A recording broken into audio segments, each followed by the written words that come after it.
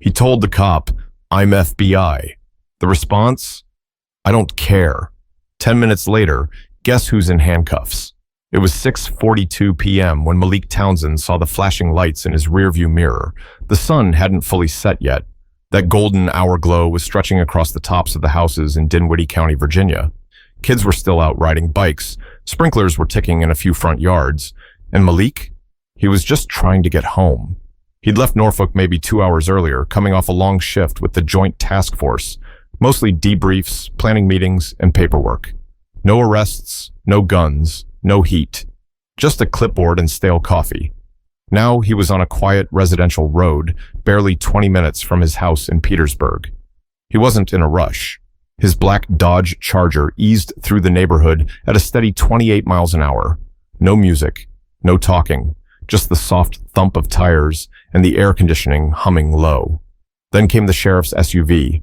No siren, just lights. Pulled up behind him, quick and close. Malik exhaled through his nose. He tapped the turn signal and rolled to a stop on the side of the road. This wasn't his first time being pulled over, but that didn't make it routine. Not for someone who looked like him in a neighborhood like this. He turned the engine off, rolled down the driver's side window halfway, both hands up on the steering wheel, clear, visible, deliberate. Every movement slow, intentional. The officer stepped out, white male, stocky build, maybe 6 feet tall, black sunglasses even though the sun was almost behind the trees. His right hand rested just a little too casually on his hip, close enough to his holster to make a point. He didn't say hello, didn't introduce himself, just walked up with the look of someone already ready for a problem. "You live around here?" he asked. Malik didn't turn his head. He kept his eyes forward, calm. "I do." The officer tilted his head like he didn't believe him. "License and registration." Malik gave a small nod. "Sure. My wallet's in my jacket on the passenger seat. Registration's in the glove box. I'm going to reach for them slowly, all right?" The man didn't answer, just kept staring. Malik moved, smooth and controlled. He grabbed the wallet first, then the registration, placing both on the dashboard before offering them over. "Mind telling me why you stopped me?" The officer glanced at the documents but didn't take them. "You were creeping through the neighborhood." "Creeping?" "Yeah," the officer repeated like it was a real charge. "Slowing down, looking at houses. Someone called it in." Malik blinked. "I was going 28, just trying to get home." "You got something in the car I should know about?" Malik stared at him now. "Excuse me?" The officer stepped back half a pace. "I'm asking if there's any reason you're acting nervous." Malik held in a dry laugh. "I'm not nervous, I'm tired. Been working since 7 this morning. I'd like to get home." "Step out of the vehicle." Malik paused. "For what?" "I gave you a command." He took a breath. This was happening. Fast.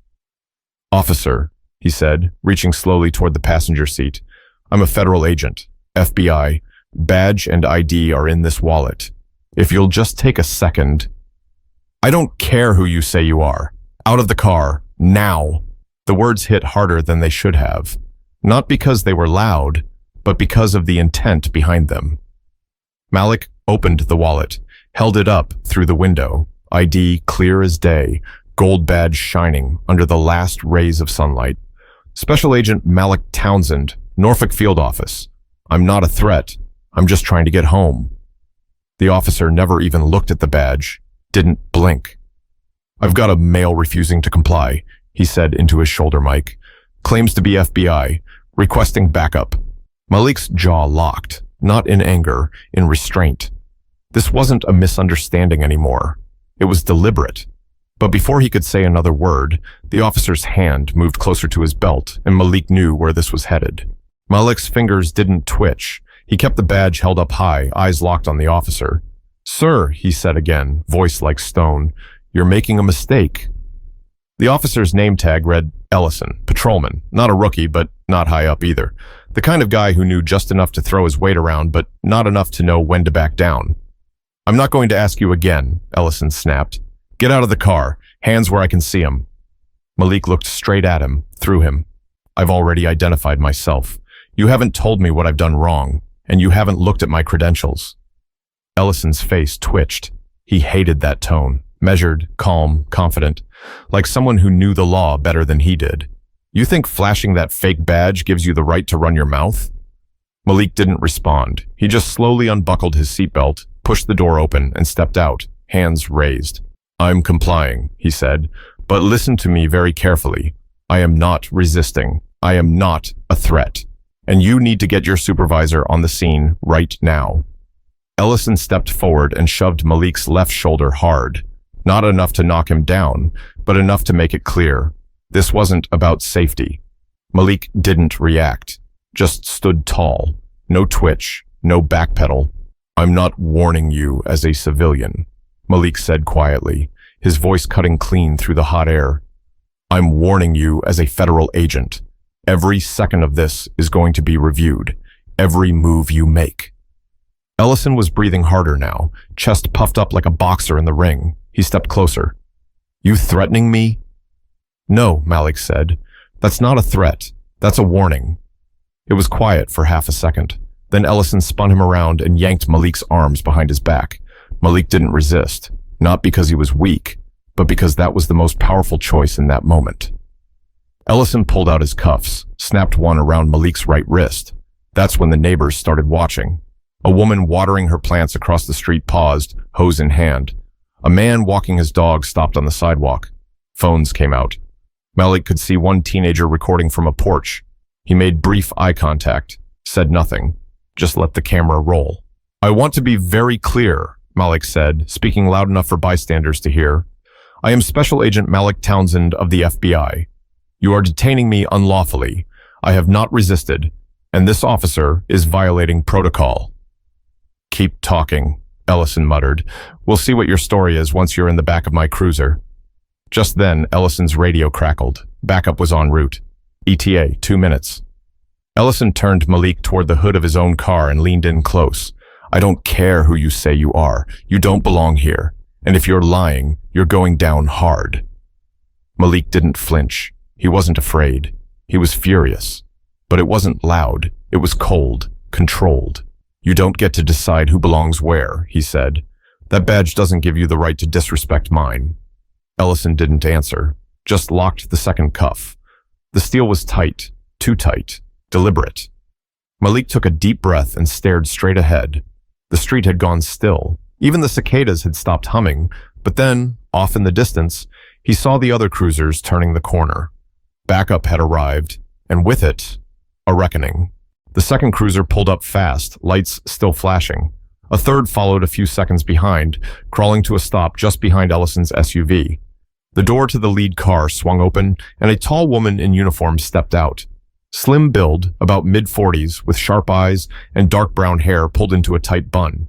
She walked with purpose, not rushed, not timid, like someone used to being in charge.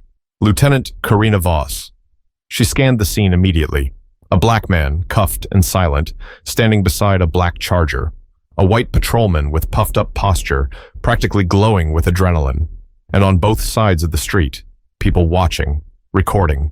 Status, Voss called out. Ellison straightened up, voice too loud. Suspect was acting erratic, claimed to be FBI, refused to exit the vehicle when instructed, non-compliant. Voss turned her eyes to Malik. She looked him over, the calm, the steady breath, the fact that he hadn't said a word yet. Then she saw the badge wallet lying on the roof of the car. She stepped closer, picked it up, flipped it open. It took less than 2 seconds. Her head jerked back slightly. Her eyes shot over to Ellison, then to Malik. Special Agent Townsend? She asked, this time with recognition. Malik nodded once. That's right. Ellison looked confused. Wait, what? Voss closed the badge wallet, holding it tightly. You cuffed a federal agent? She asked Ellison directly. He refused my commands, was driving slow, scoping out homes. Someone called it in. I did what protocol required. Protocol? She echoed, her tone turning cold. Which part of protocol says you ignore an ID and cuff without verifying credentials? Ellison opened his mouth, but nothing came out. Voss turned to Malik. Agent Townsend, are you injured? No, he said. Just disrespected. She nodded. I'm going to have those cuffs removed immediately.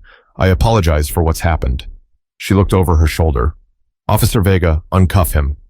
A younger officer stepped forward, hesitated slightly, then did as instructed. Malik flexed his wrists as the cuffs came off. Red marks had already started forming. Are you carrying? Voss asked, scanning his hip. I'm off duty.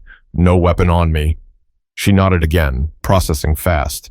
Ellison stepped forward, trying to reassert himself. Lieutenant, with all due respect, he didn't identify himself clearly. He was being vague. I was following up on a 911 call. Was the vehicle stolen? She asked. No. Was he aggressive? No, Ellison muttered. Did he resist? Ellison paused. He had an attitude. Voss raised her eyebrows. An attitude? There was a long pause. I want your body cam footage, right now, she said. In the car, he mumbled. Go get it. As Ellison stomped toward his cruiser, Malik stepped a little closer to Voss, keeping his voice low. You saved him. He was this close to making the wrong kind of memory tonight. Voss nodded. I've seen that look in too many men. Good ones, bad ones. That wasn't policing, that was ego. Malik looked over at the group of neighbors still standing outside. A few were whispering to each other. The teenager still had the camera rolling. He wasn't humiliated. He was aware, fully aware of what could have happened and who would have been blamed if it had. But just before Ellison returned, Malik turned back toward his car because whatever came next was no longer about control. It was about truth. Ellison came back holding the body cam unit in his hand like it was a trophy. Voss didn't say a word, just held out her hand. He hesitated, then handed it over. She pressed play. The officers standing nearby watched in silence, shifting awkwardly in the heat. The sun was nearly gone now, just a smear of orange behind the rooftops, but the street was still lit, both from the patrol cars and the judgmental glow of cell phone screens. The footage was clear. Malik's voice was steady, calm, professional. You live around here? I do.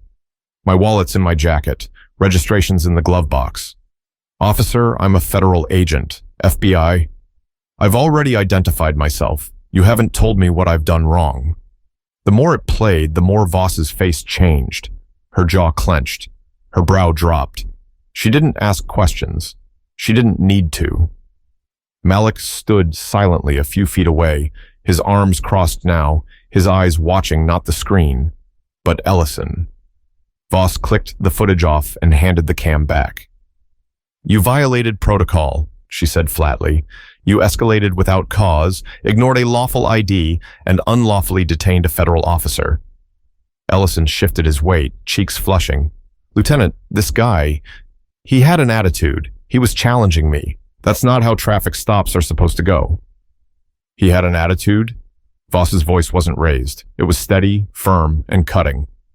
You ever think maybe that attitude came from being pulled over in his own neighborhood for driving under the speed limit?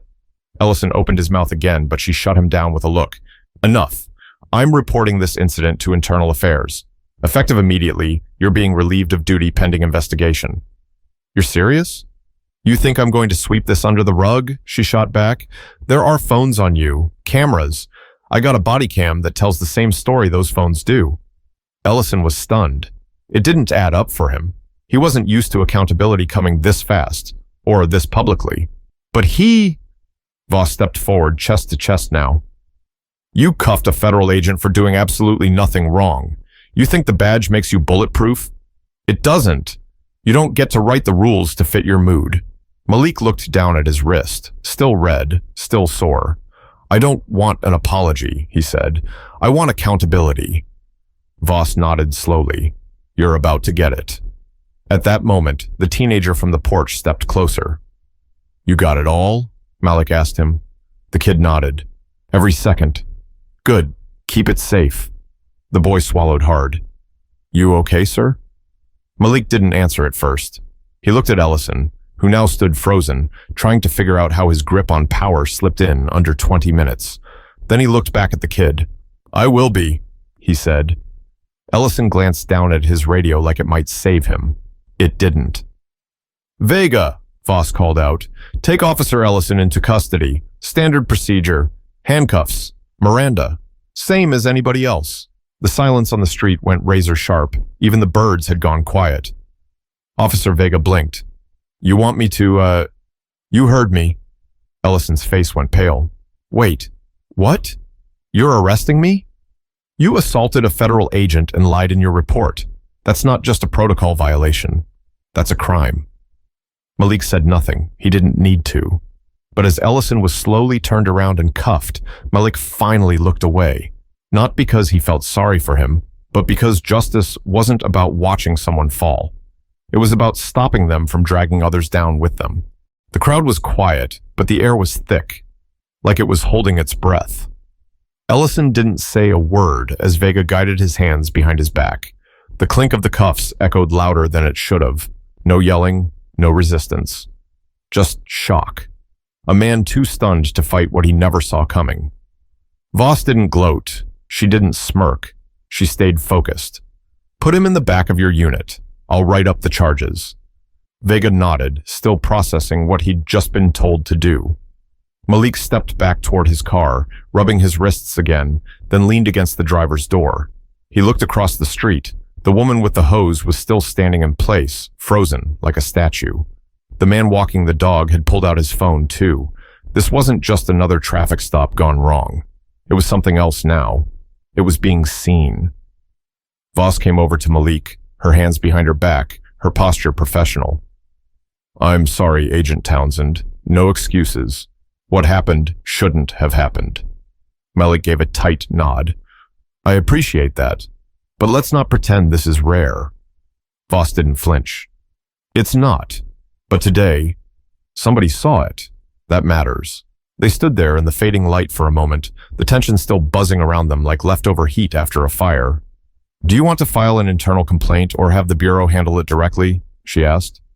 I'll go through Bureau channels, Malik said, but I want full access to the footage. His, yours, all of it.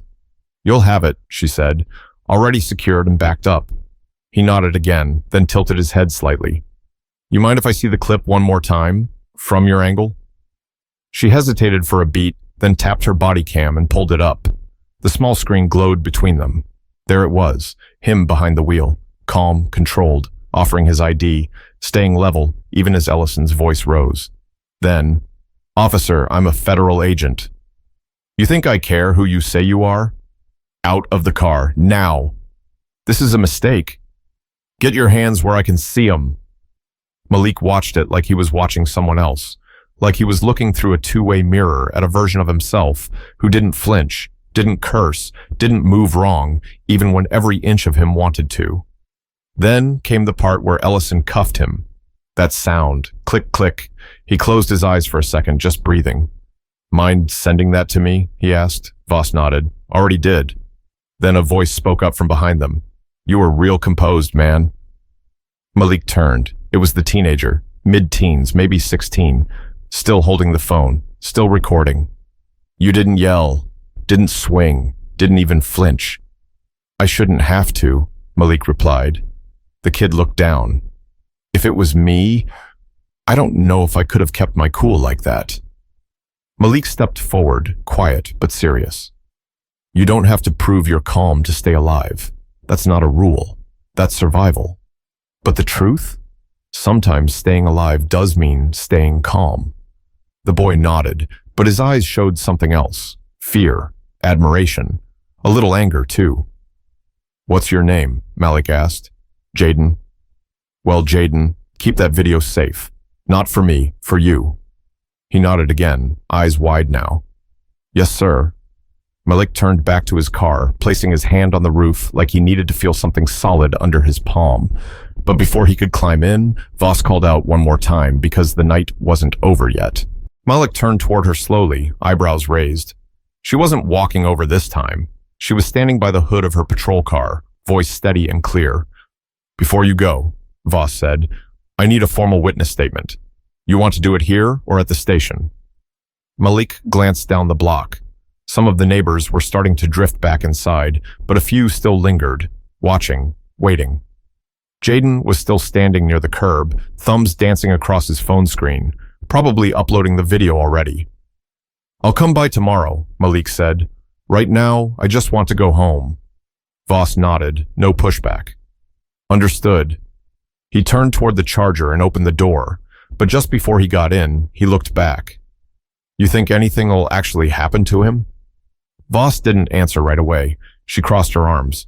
I can't promise discipline, she said, but tonight, I can promise truth. And sometimes, that's how accountability starts. He considered that, not satisfaction, but reality. As he sat behind the wheel, she added one last thing. For what it's worth, thank you, for keeping your cool, for setting the bar higher than he ever deserved. Malik just nodded. I didn't do it for him. He shut the door, started the engine, and eased away from the curb. The sun was gone now. Streetlights were flickering on one by one, but he didn't drive fast. Just rolled down the window, let the air hit his face, and drove back toward Petersburg with wrists sore and mind sharper than ever. Back at the scene, Voss watched his car disappear down the block. She turned back to Ellison, who was now sitting in the back of Vega's cruiser, red-faced, still stunned. His mouth moved, but nothing came out, like he was just now understanding that the badge on his chest didn't give him immunity. Voss stepped up to the door. You're being charged with unlawful detainment, excessive use of force, and failure to follow lawful identification protocol. He looked at her like he didn't hear the words right. Come on, Karina, you're not seriously charging me. She stared at him. You think you're above this? I made a call based on behavior. I thought he was lying. You didn't think at all, she snapped. You didn't pause, didn't check, didn't look at the ID he offered you, because you weren't interested in truth. You were interested in control. He laughed bitterly. So now I'm the bad guy. No, she said. You're the one who thought the rules were only there for other people. She stepped back, tapped the window, and turned toward Vega. Take him in. As the cruiser pulled away, a few neighbors clapped. Just 2 or 3, slow and hesitant, but real. Not for the arrest, but for the fact that someone finally saw something and actually did something about it. Jaden walked up beside her, staring after the car. Think he'll lose his badge? Voss looked down at the kid. Depends on who's watching. He nodded, still holding the phone. They're watching now. She didn't say anything, just nodded once and walked back toward her unit. The next morning, Malik's inbox was full. Messages from bureau officials, a couple reporters, internal affairs. People wanted statements, details, sound bites, but Malik didn't answer right away. Instead, he sat at his kitchen table with a black coffee and watched Jaden's video on loop. The way Ellison barked orders, the way Malik stayed composed, the way Voss stepped in and stopped it. Not paused it, not postponed it, stopped it. He turned off the screen and looked out the window. Justice wasn't always loud. Sometimes it was just someone showing up and doing the damn job. If you're watching this and thinking, that could have been me, you're not wrong. Situations like this happen every day, but what changes things, what really shifts the ground, is when people are held accountable, no matter what uniform they wear. So speak up, record, share, stand firm when it counts, because respect isn't about a badge, it's about how you wear it. And the next time someone thinks their authority means impunity, remind them, real power doesn't need to prove itself. It just does the right thing.